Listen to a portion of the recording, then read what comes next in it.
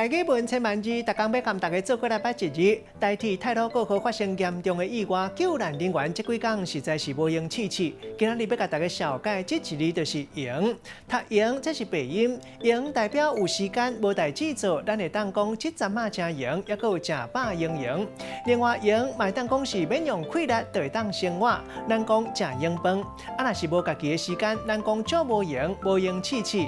另外有加出来无用留的钱，咱讲用钱，嘛有人讲量上钱。这日文音读做寒，带大家做回来小解两个词。头一个读做闲先生，这是形容一个人讲闲闲无代志做。第二个词读做闲间，会当讲是无用的房间，嘛会当讲是用来休闲活动、室内空间。咱用一句话来举例，甲这两个词合做伙。